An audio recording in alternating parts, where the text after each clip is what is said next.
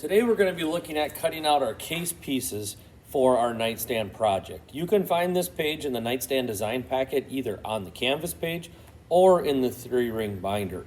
We're only going to focus on the very first line, which is the sides. The other pieces we'll cut out of the smaller chunks of wood that are sitting around the panel saw. Usually between the panel saw and the miter saw table, there are some scraps of wood that we can use. Let's set this down for a minute. Grain direction is extremely important. We see lots of examples of people cutting the grain out the wrong direction. Here is an example of a project that's been cut to the right size, but the grain is going left to right instead of up and down. Remember, any piece of wood, on any project, if the piece of wood stands up vertical, the grain should be going up and down. If the piece is horizontal, the grain should go left and right. So this is incorrect grain cutting. This piece right here has the grain cut out properly, where the dimension is the width by the length, and the grain is going up and down. I have up here a whole big piece of plywood that we're ready to cut out. Now, it doesn't really matter. This one happens to be about 50 inches wide. They come 8 foot long. So if it helps you imagine, we've got an 8 foot long piece in here. That's totally fine. You can imagine an 8 foot piece in here. But my very first step is to do a squaring pass. I never want to trust the piece of plywood.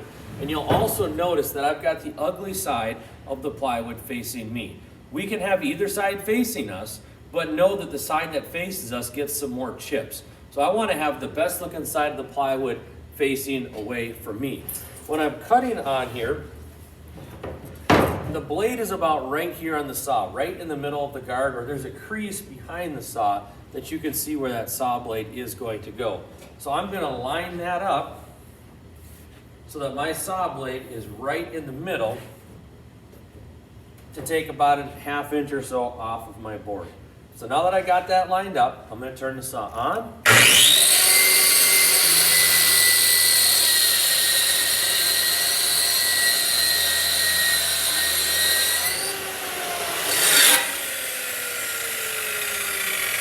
If you go too quickly, you will split the board out. You could see it on here. I went kind of quickly, and I'm not sure if it'll show up or not, but I got quite a few splinters because I went too quickly.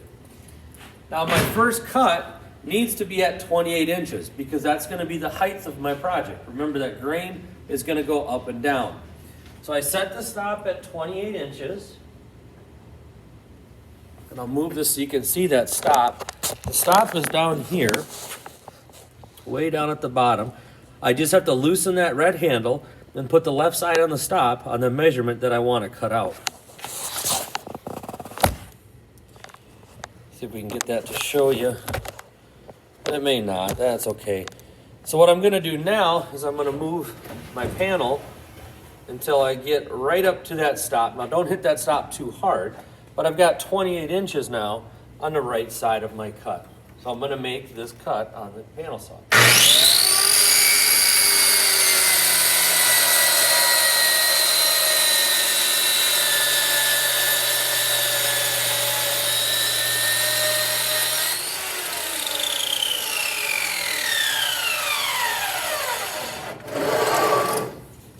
This is the last cut that can be made on the sheet, and so I wind up with about 8 inches of excess. I can go ahead and get rid of this. There's no need to keep that for anything.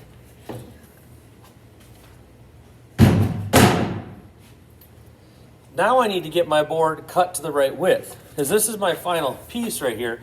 So you can see it's sitting this way. So now I need to rotate the piece of wood that I just cut out at 28 inches.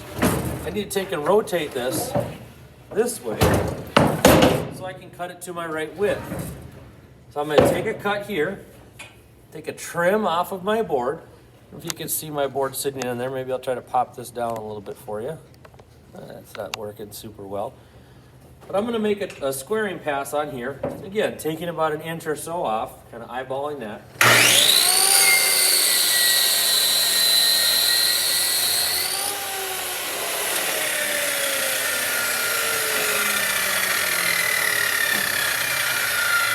Now I'm going to set the stop to 11 inches instead of 28.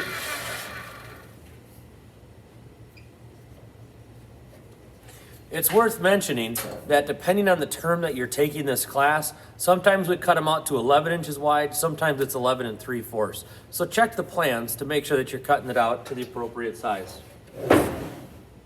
I bumped my piece into that 11-inch stop, and I'm gonna put my finger right here just to hold this. Now I'm not reaching all the way back where the blade is going. I'm just holding the very corner of this board to help keep it nice and level, because if I don't hold it, I'll likely get a crooked cut.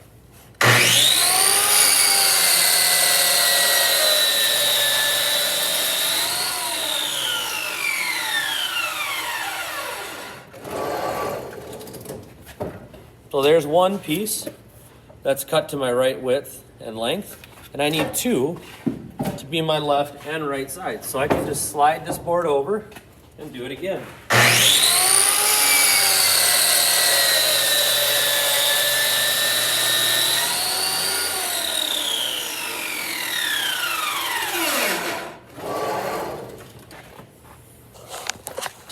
Now I want to show you something.